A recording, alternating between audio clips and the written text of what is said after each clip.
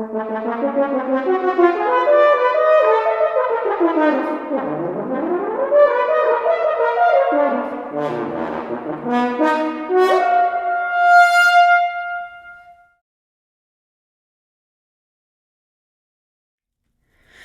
there, CSU Hornists. Today we're going to start with 2 more brief exercises by Dr. David Burns to help you address procrastination and reluctance.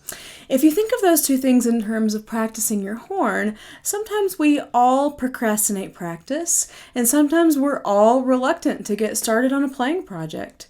Then they might seem pretty similar, but to me, and also through the lens of the 2 exercises that we'll do today, they do have a distinct difference.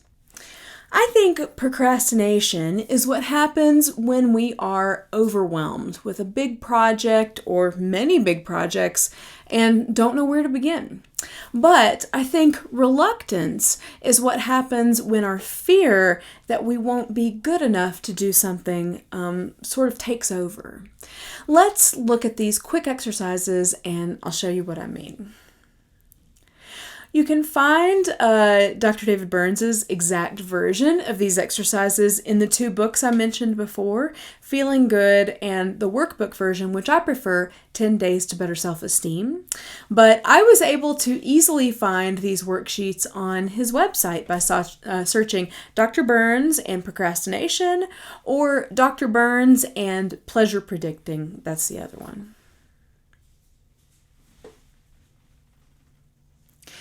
If you are procrastinating on a task, Dr. Burns recommends that you think about the smallest, easiest steps you can take to get started. Let's say you're procrastinating sorting through your email. The first easiest steps are literally opening your computer, logging into your email, and let's say deleting all the junk. If you're having a hard time getting started, Dr. Burns encourages you to write those steps down on a chart like the one you see here. You can easily just make one of these for yourself. But I will say Dr. David Burns is a big advocate of writing things down. Not only does your brain remember them better when you write them down with your hand, not typing, but it's also able to process those thoughts more objectively than if you just tried to work through things in your own head. I'll add, though, that with practice, you will be able to do these techniques of his that I've been teaching you in your head better over time. Then Dr. Burns asks you to predict how difficult each task will be. How hard will it be to open your computer from 0% difficulty to 100% difficulty? Physically, it's not so difficult. Maybe mentally, it feels 50% difficult to take that first step, though, because you're just, dreading getting started. Then he asks you to predict how satisfied you will be once you complete that task.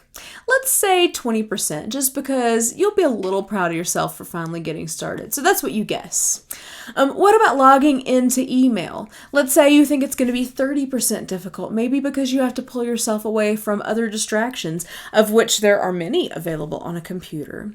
And let's say that you predict 10% satisfaction because you're really not looking forward to sorting through all the email in your inbox.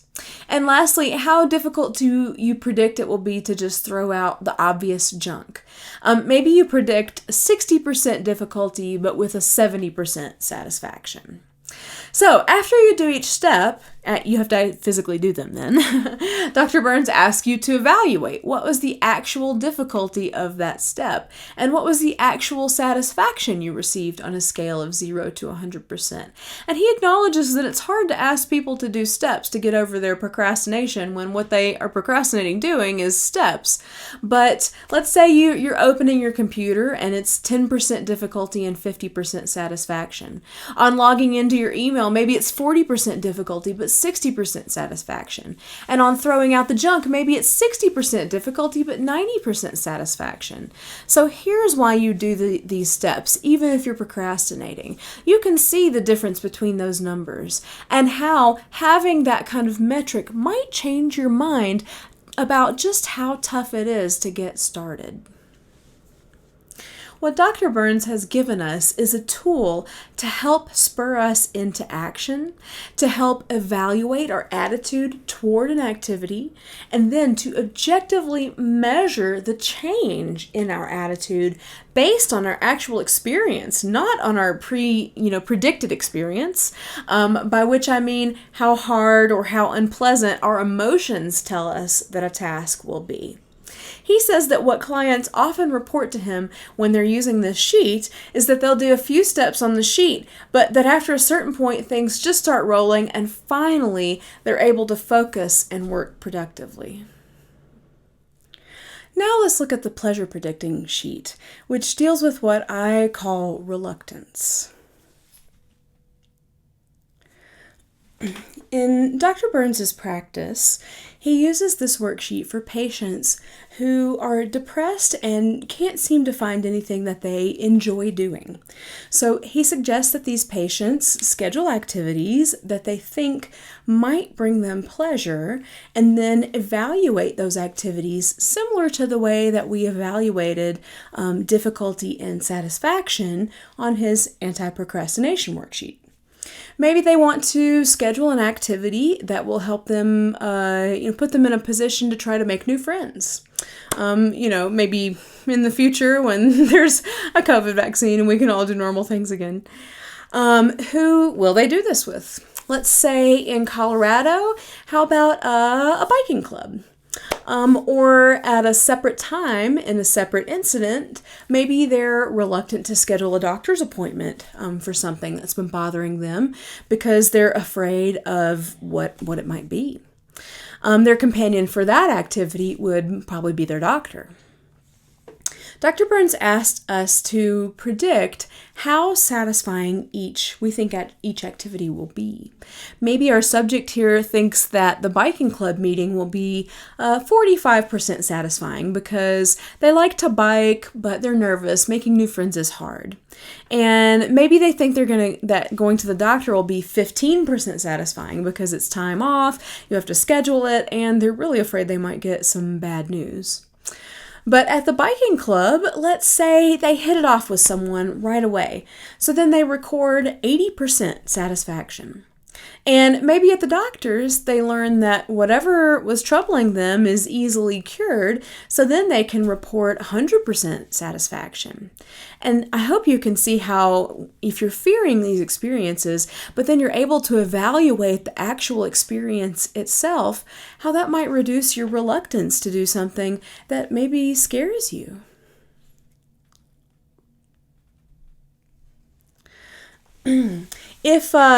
If let's say that you find this sheet really helpful and one day you decide to use it to work through your own reluctance to practice, your companion for this activity will be yourself. And why do we become reluctant to practice? There are, of course, lots of reasons. Maybe we're just generally depressed overall in that phase of life. Maybe we've gotten too busy, or playing has got away from us and we're afraid to get back on the horn and have it sound bad. Or perhaps we just harbor this inner shame that the way that we sound in real life doesn't match up yet with how we sound in our heads. So for any of those reasons, let's say you predict that it'll be 50% difficult to get out your horn and play, and that you think your satisfaction will be 50%. Then there's no way to tell how much you'll really enjoy do something until you do it. So the next thing you have to do is pull out your horn and play. And, see if it doesn't feel good just to hold that stunning instrument and to take those deep, relaxing breaths and to warm that cold metal from the inside out with nothing but your own life force, to turn your thoughts into sound waves and to craft those sound waves into something beautiful.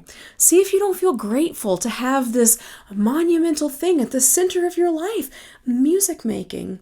And then ask yourself, where is my satisfaction now?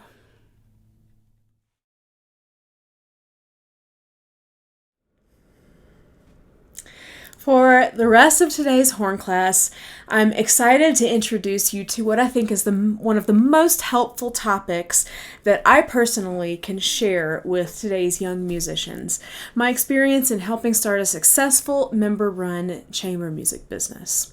I was one of the founding members of Chicago-based chamber group Fifth House Ensemble and was the group's hornist for 6 years, minus a 7th year in the middle when Adam and I lived in Honolulu. And Fifth House is still active today. As I mentioned before, I was a member of the Civic Orchestra of Chicago during my last year of undergrad. After graduating, I was totally burned out, and I stuck around Chicago to work in the music library at Northwestern. During my time in Civic, I had been in a woodwind quintet as part of their education outreach program. So a woodwind quintet, for those of you who may not know yet, is a flute, oboe, clarinet, bassoon, and then one brass instrument, a horn. One of my friends from that group asked if I would like to join a new wind quintet that she and some other Civic musicians were starting. This was the year after I was in Civic, after I'd graduated. And they, like myself, were not especially interested in the time in taking orchestra auditions, and they wanted to find an artistically satisfying alternative where we had more control over our product. So, of course, I said yes. Our group wasn't just a wind quintet. We also had a string quartet, 2 violins, viola, cello, and later we added a pianist and a string bass. So that meant that in addition to being able to play in those standard traditional ensemble configurations, the string quartet and the wind quintet, we could also do a lot of mixed instrumentation pieces, which really opened up the chamber music repertoire for us. The ringleader of Fifth House was our flautist, Melissa Snoza. At our very first meeting, she suggested that we think about a 10-year plan at our very first meeting, and how we could work toward being able to support ourselves as chamber musicians financially in the long run. It never really got to that point while I was working there, but we were certainly more and more lucrative every year, no doubt. One of the benefits of starting your own chamber group is that you can go out and create more playing work for yourself instead of just sitting around waiting for someone to call. We actually started 2 businesses, not one. The first business was called Amarante Ensembles. This was our for-profit business to help us make some money and get off the ground as an ensemble. It takes a while to get incorporated as a nonprofit, and even then, much of your financing comes through grant money for nonprofits, and so it takes a long time to apply for and receive if you're awarded a grant. So Amarante was our for-profit business for wedding gigs and, things like that. Taxes are done differently for the 2 different types of companies. Be aware, if you decide to start a business, then expect to become familiar with the tax codes. The reason that we chose Amarante as our name for this business was because, number one, it sounded really flowery and fancy, and we're primarily trying to appeal to the wedding crowd. And number 2, because it started with the letter A, which meant that on any list of wedding music sites where you kind of pay to advertise your group to potential clients, we would automatically go to the top of the list. Fifth House was the name of our nonprofit business. We chose that name because the 5th house in astrology is all about passion and the creation of art and culture. The very first thing we needed to do was to file for our 501c3, which is a tax exemption status for nonprofit organizations. Once you receive this status, then your nonprofit is an incorporated business. The 501c3 is super important for a nonprofit because there are lots of grant foundations that won't award your business grant money until you've been incorporated for 2 or 3 years, in addition to the fact that you can present them with a documented history of successful projects that you have under your belt. It requires both of those things. So let's talk a little bit more about what we were doing with our nonprofit and why we needed that grant money. Within Fifth House itself, we had two different branches. One branch was our education program, and the other branch contained our artistic pursuits. We've had three different kinds of education residencies that we brought to various Chicago area schools. The first kind of visit was what we might call a one-off concert, where maybe, for like a whole grade level of the school, they'd get together in an auditorium and we would have a prepared program and a script with a few interactive elements so that we could, involve the students. This kind of program was very much what we had been doing in Civic's Music Corps program, the chamber music outreach program in which many of us were trained. The second kind of education program we developed were these long-term 6-week residencies with one classroom studying one subject and culminating in a project that involved a performance involving us and the students in that class presented for their whole school. For these residencies, we would visit the classroom twice a week. There were 11 of us musicians in the ensemble, so at least 2 people would go per visit, and the people visiting would be different every time, so they got to know us all.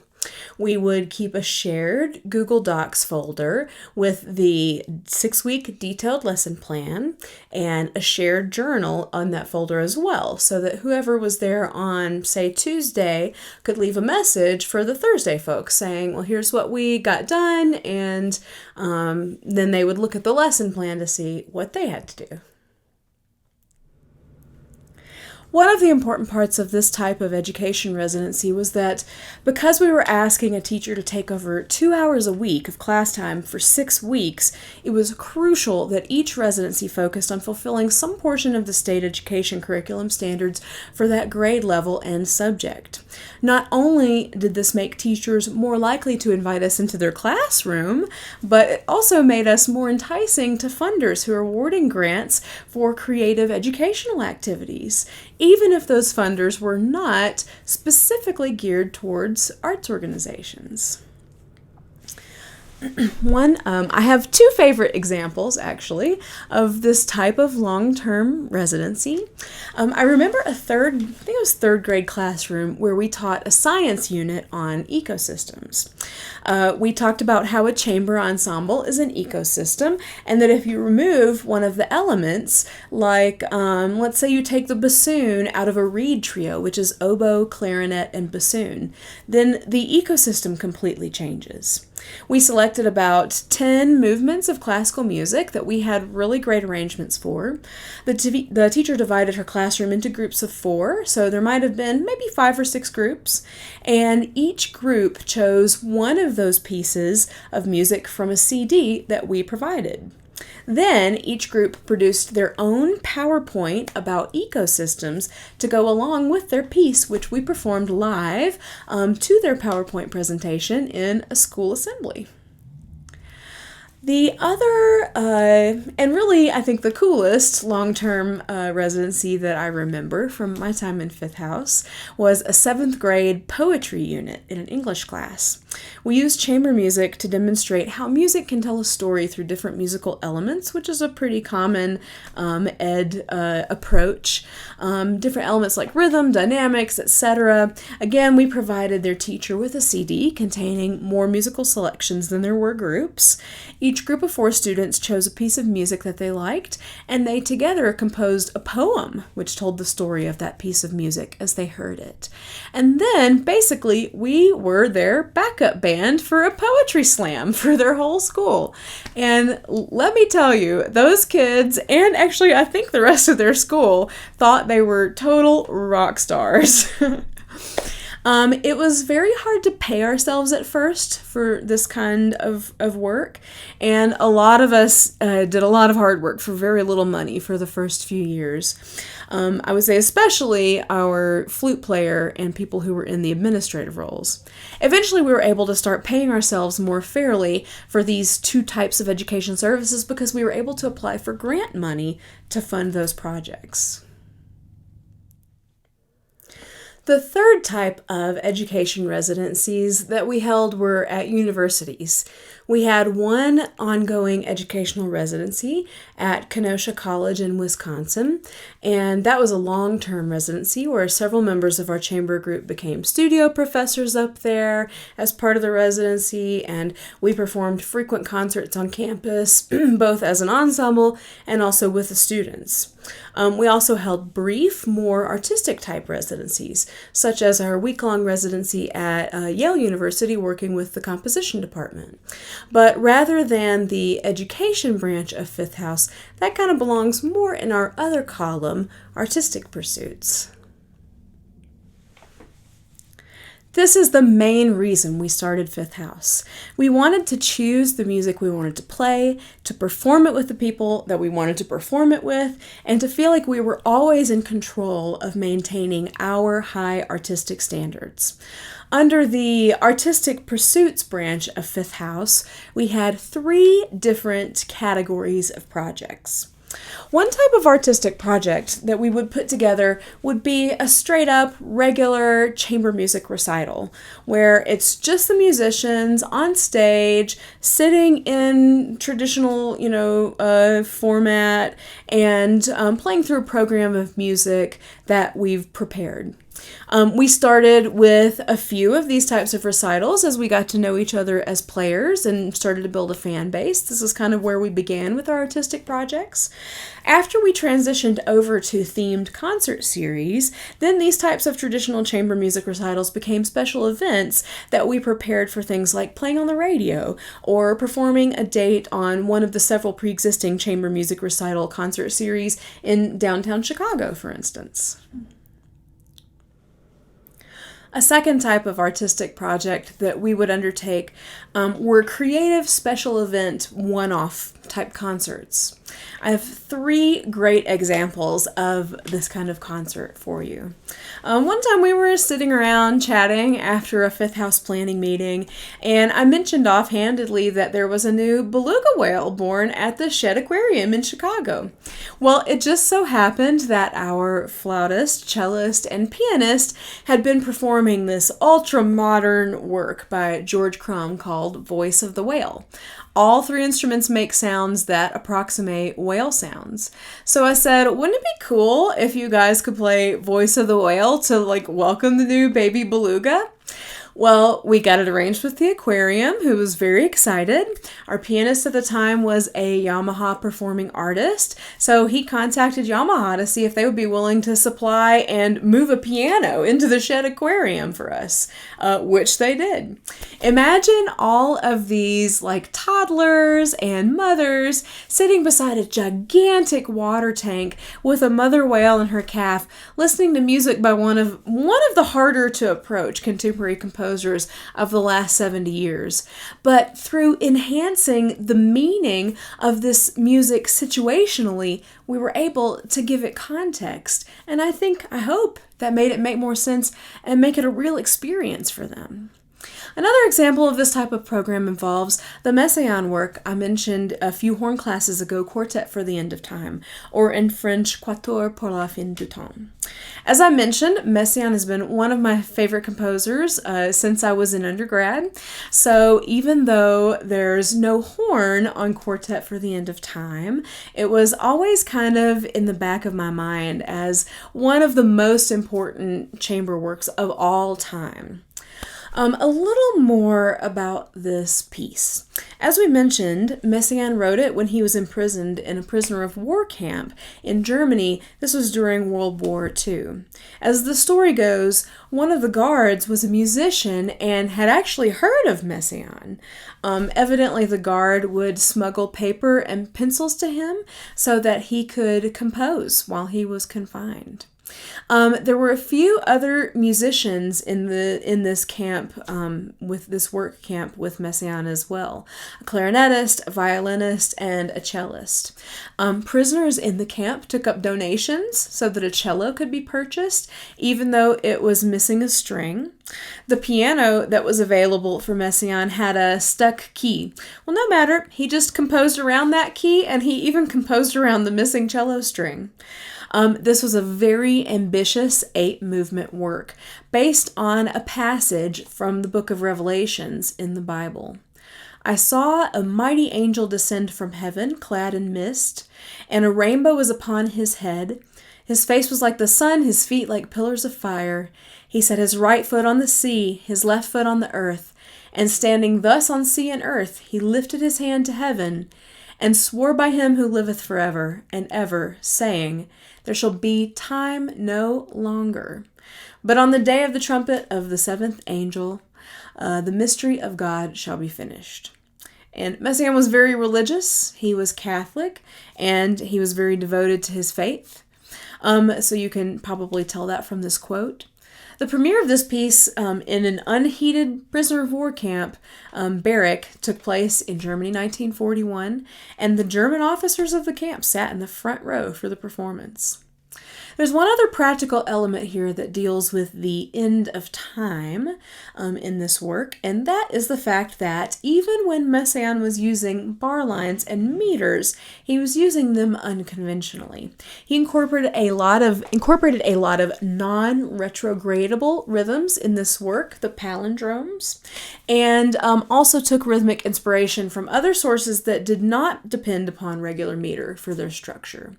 So this lack of traditional rhythmic structure gives Messiaen's piece a kind of out-of-body, float in space, as one with the universe type sound and feel.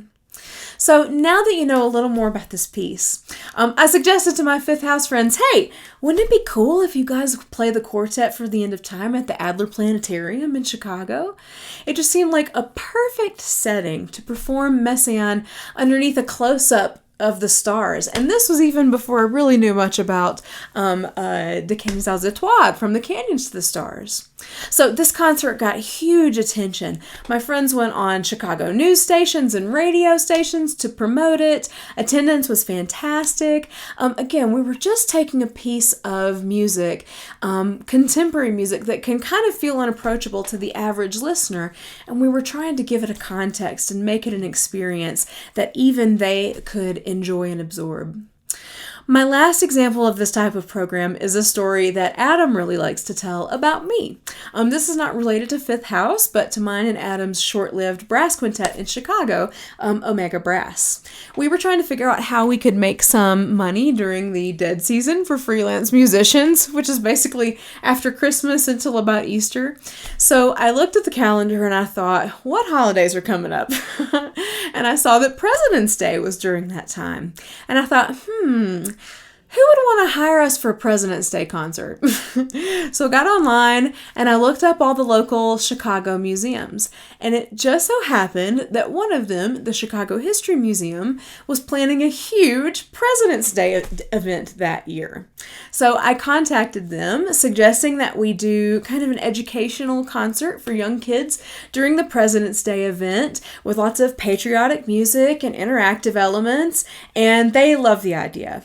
And Adam was so impressed. When I suggested it to him, he was like, who's going to hire us for a President's Day concert? But I just kept looking for the right opportunity, and it turned out there was someone who needed us to do that all along, and they just didn't know it yet. Then, after that, it's just a matter of making sure that your musicians can do the date, writing a script for the show, putting together and distributing sheet music, rehearsing, and then finally playing the show, which is to say, after you get the gig, that's when the real work starts. The last type of artistic pursuit that we undertook with Fifth House, and ultimately the most important to us, was our annual chamber music concert series. This was a series of 3 or 4 concerts that took place over the course of the concert season, or basically the school year. For each of our series, we would collaborate with an artist or a group of artists from another artistic discipline. We would find a venue that was classic but really special, like the Chicago Cultural Center in downtown Chicago, which has this beautiful Tiffany glass mosaic dome in their performance space. Or we'd look for a cool venue in one of the suburbs where we could serve complimentary appetizers in a sort of half table service, half regular concert seating configuration.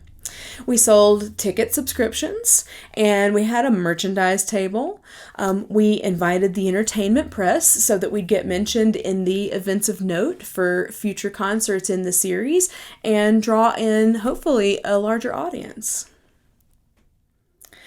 But all of that is just concert production structure.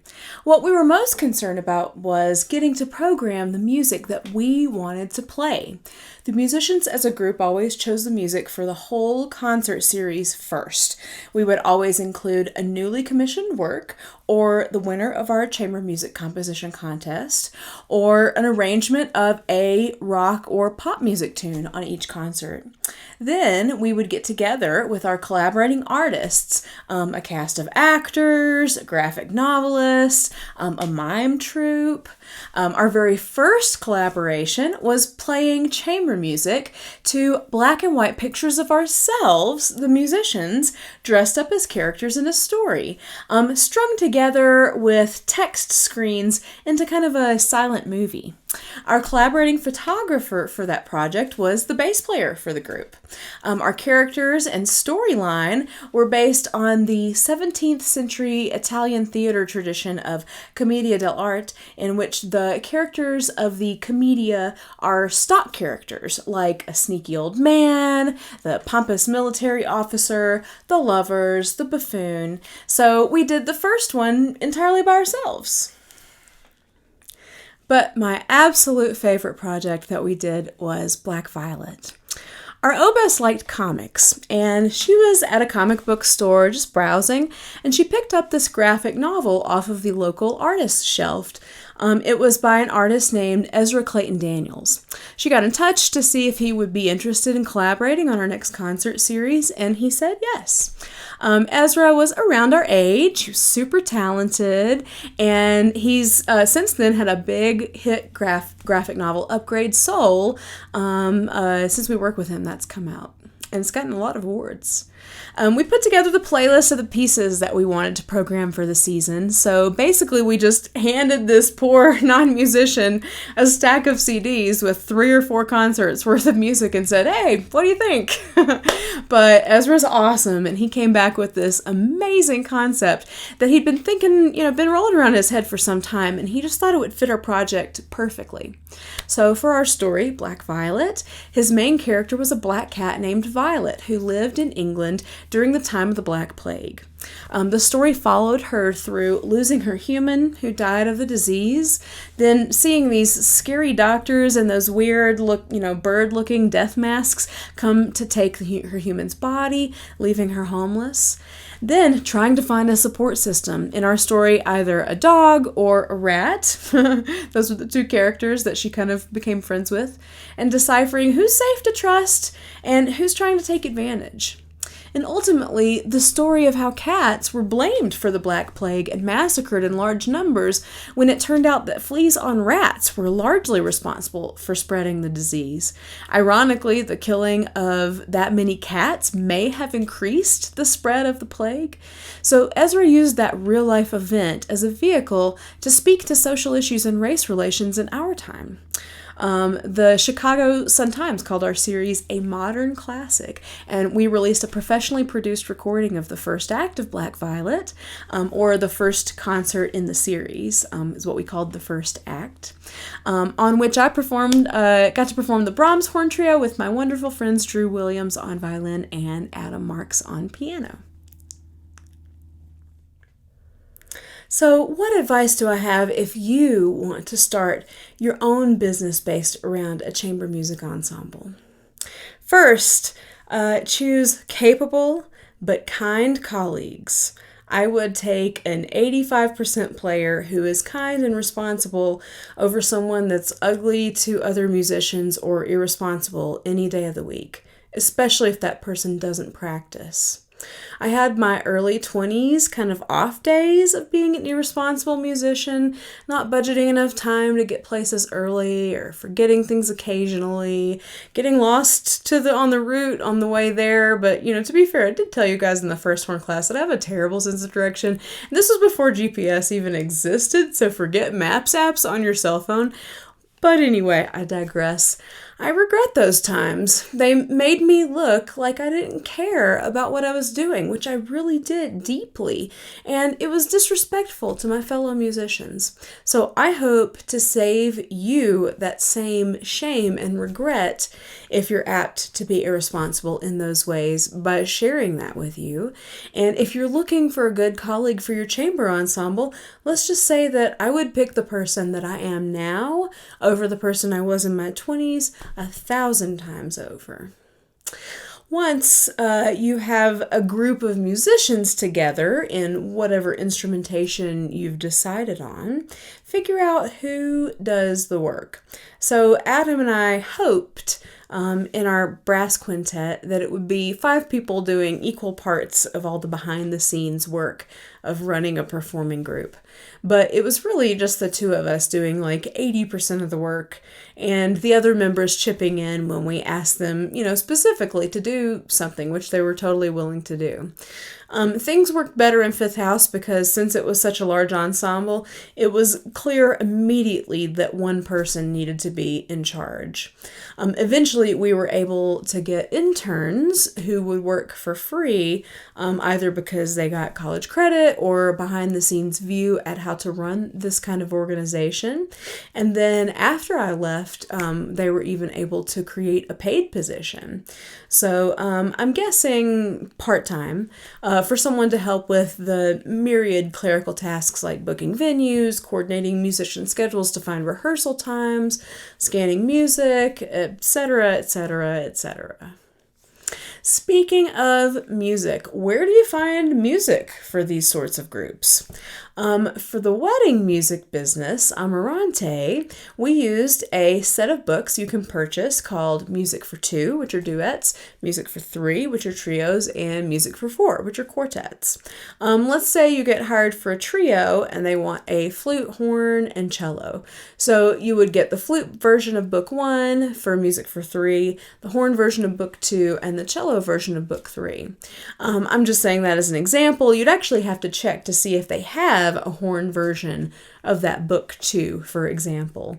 They rarely have the book 1s because they're just, usually out of range for us to play, or they have treble instruments on the book 1s, like high treble instruments. All the music in these books are basically ceremonial gig tunes and some arrangements of well-known classical works. So that was a great resource for us, both in terms of wedding music and for some of our ed residencies.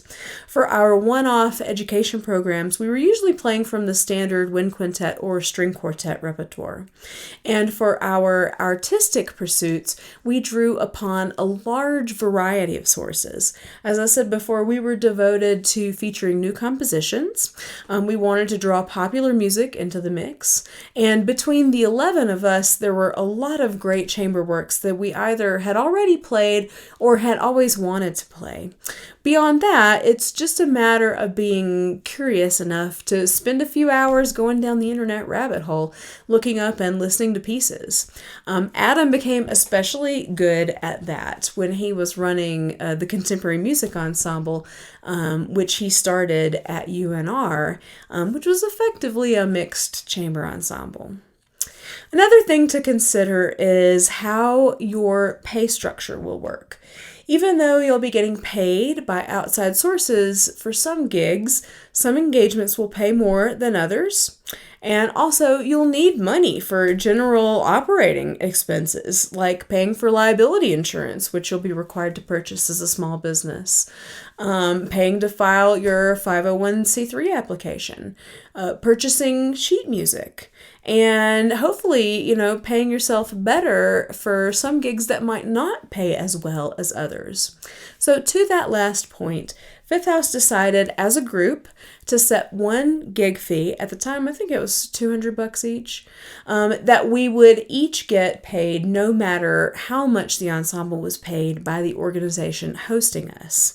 That means that if our string quartet got some fantastic gig that paid, let's say, $1,600 $800 total, that instead of splitting it evenly as $400 each, then they would make $200 each and $800 would go into the group pot. So what if the next week the wind quintet plays a gig that pays $750 total?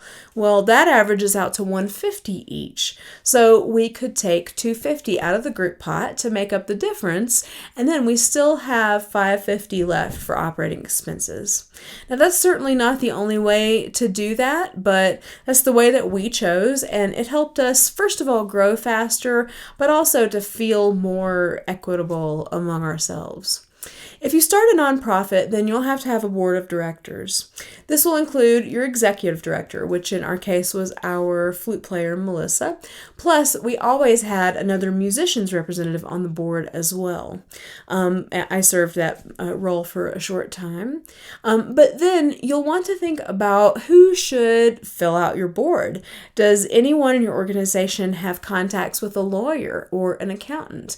Not that they would do work for your organization for free, and you should not ask them to do that, but in the context of your board meetings, they would be able to advise you, which is incredibly helpful. An accountant would be especially helpful if you would be doing your organization's taxes for the first time and have questions, which you certainly will. When you book for-profit gigs, say at a wedding or a nursing home, you should have a contract that lays out all of your terms and fees. You'll develop your contract over time so that it covers every circumstance that needs to be spelled out in advance and agreed to legally by both parties. I'm not sure how things work here or now, but at the time, each of the members of Fifth House were required to go through a background check to be allowed to work in the classrooms in Chicago public schools.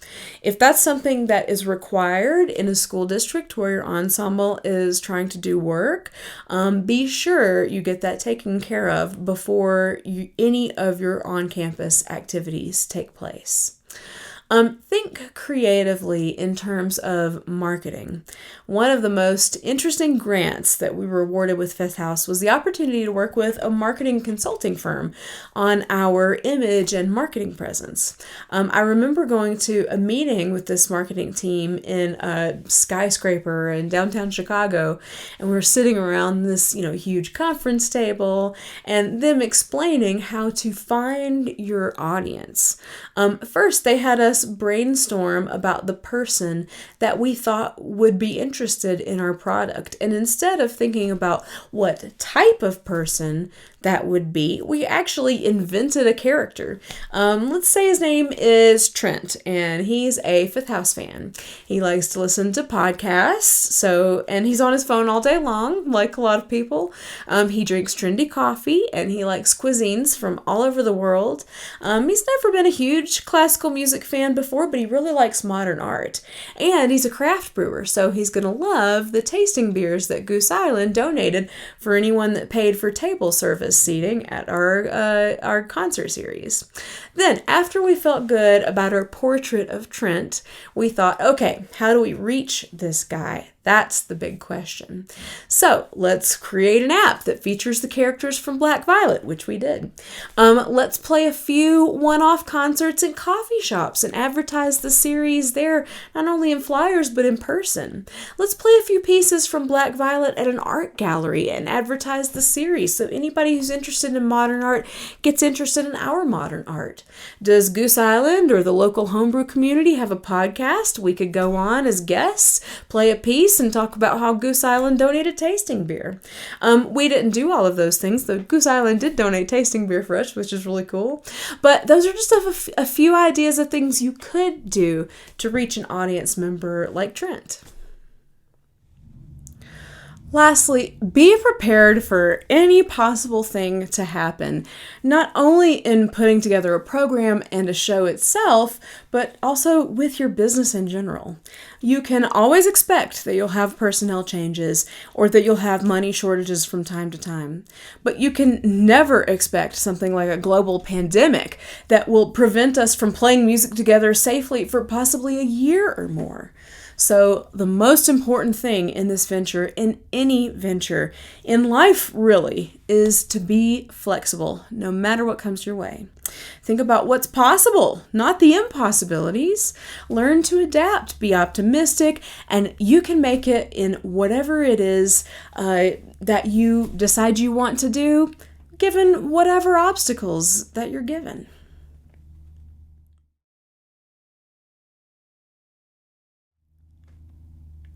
For today, Sean's students and my students will have different attendance assignments.